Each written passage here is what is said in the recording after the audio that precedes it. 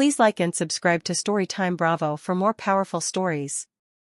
Maya's story began in a small house on Maple Street, where she lived with her mother and spent weekends surrounded by family. She was 12 years old, still believing that adults were safe, that family meant protection, that her mother's brothers would always keep her from harm. She was wrong. Uncle James was the first. He was her mother's older brother, the one who always brought gifts and told jokes at family dinners. It started during a summer barbecue when he asked her to help him get something from the basement. In that dim space, away from the laughter upstairs, he touched her in ways that made her freeze. He told her it was their special secret, that she was special, that no one would understand. She was too confused, too scared to scream. The abuse didn't stop there. It became a pattern.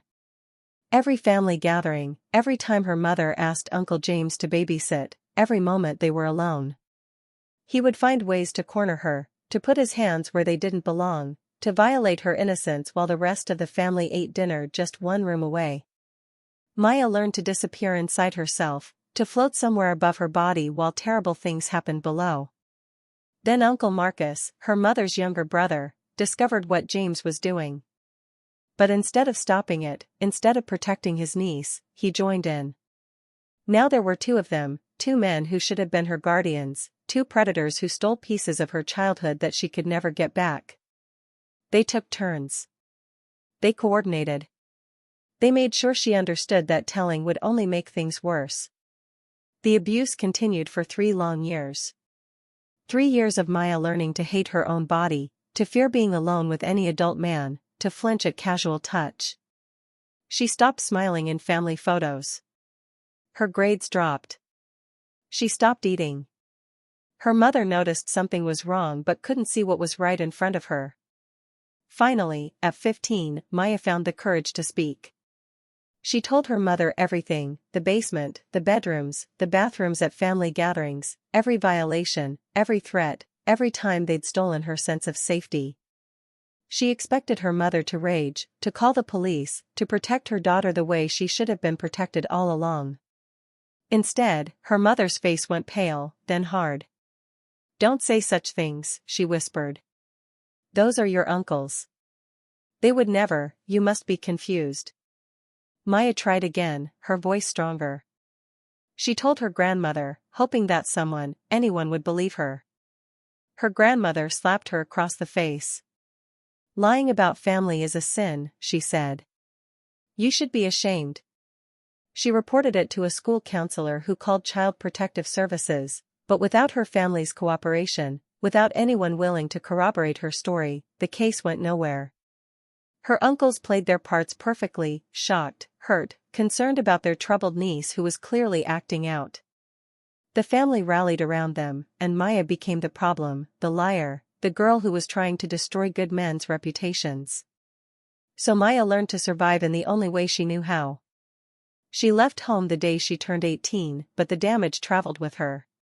She discovered that the only way she could sleep was next to someone else, anyone else. The darkness and solitude brought back every moment of abuse, every time she'd been powerless and alone. So she made sure she was never alone. Night after night, year after year, Maya moved from one stranger's bed to another. She wasn't looking for love or even pleasure. She was looking for the presence of another human being, someone whose breathing could drown out the memories, whose body could convince her brain that she was safe enough to close her eyes. She knew it wasn't healthy. She knew she was using people the same way she'd been used. But she didn't know how else to survive the nights. By 23, Maya had lost count of the faces, the names, the apartments she'd woken up in. She'd become a shell of herself, going through motions, existing but not living. She avoided mirrors because she couldn't stand to see what she'd become. She avoided her family completely because seeing her uncles at holiday dinners, watching them hug their own children, made her want to scream until her throat bled. The turning point came on a cold Tuesday morning in November. Maya woke up in a stranger's bed, looked at the ceiling of yet another unfamiliar room, and something inside her finally broke. Not in a destructive way, in a clarifying way. She realized that she'd spent 10 years running from what happened to her, 10 years letting her abusers live free while she remained imprisoned by their crimes. She thought about Uncle James, who now coached Little League. She thought about Uncle Marcus, who volunteered at the church. She thought about how they got to be seen as good men while she was branded as the troubled girl, the promiscuous woman, the family embarrassment. And she decided that enough was enough. Maya started planning. She wasn't looking for revenge in the violent sense, she was looking for justice, for acknowledgement, for the truth to finally be heard. She began documenting everything she could remember, writing down dates, locations, details that had been burned into her memory. She hired a private investigator with money she'd saved, and what they found made her sick but also gave her hope. Her uncles hadn't stopped. There were other girls, other nieces, other young women whose families had also chosen to look the other way. Maya found them one by one, reached out gently, shared her own story. Some weren't ready to talk. But 3 others were.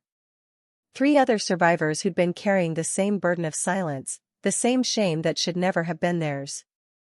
Together, they built a case that couldn't be ignored. Medical records that showed signs of abuse. Therapy notes. Journals. Witnesses who'd seen concerning behavior but hadn't known what to do.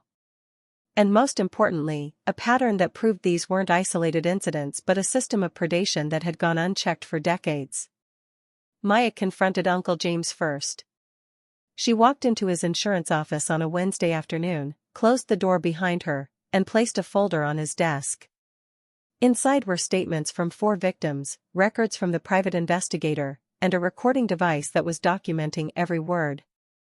"We need to talk about what you did to me," she said, her voice steady despite her racing heart. "About what you did to others. About how you're going to face it." For the first time in her life, she saw fear in his eyes. Not anger, not dismissal, fear. He tried to bluster, to deny, but Maya had learned patience in all those sleepless nights.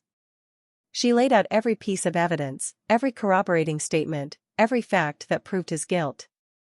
And she gave him a choice: turn himself in and cooperate, or she would take everything to the police and the media. Uncle Marcus was harder to find. When he heard that James had been confronted, he tried to run, tried to disappear into another state. But Maya had become relentless. She tracked him down with help from the other survivors and law enforcement who finally were taking her seriously. The trial took 8 months. Her family still didn't want to believe it, still tried to paint the 4 women as vindictive liars. But in a courtroom, under oath, with evidence piled high and expert testimony about grooming and abuse patterns, the truth couldn't be hidden anymore. Other victims came forward during the trial, women who'd been too afraid to speak until they saw Maya's courage. When the jury foreman read the verdict, guilty on multiple counts of child sexual abuse, Maya didn't cry or cheer.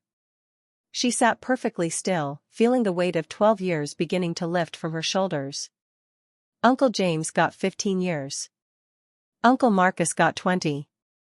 It would never undo what they'd done, would never give back what they'd stolen, but it was acknowledgement. It was justice. That night, Maya went home to her own apartment.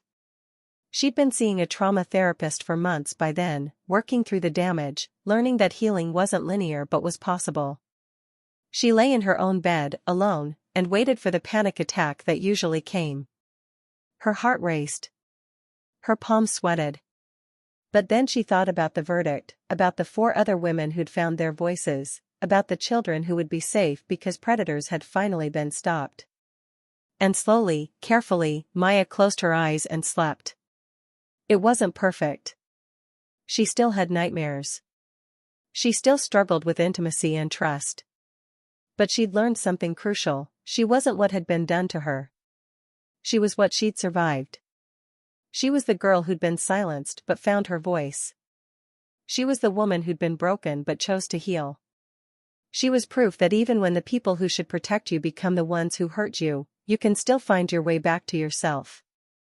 Maya started speaking at survivor groups, helping other victims understand they weren't alone. She advocated for better reporting systems, for family members to listen when children find the courage to speak.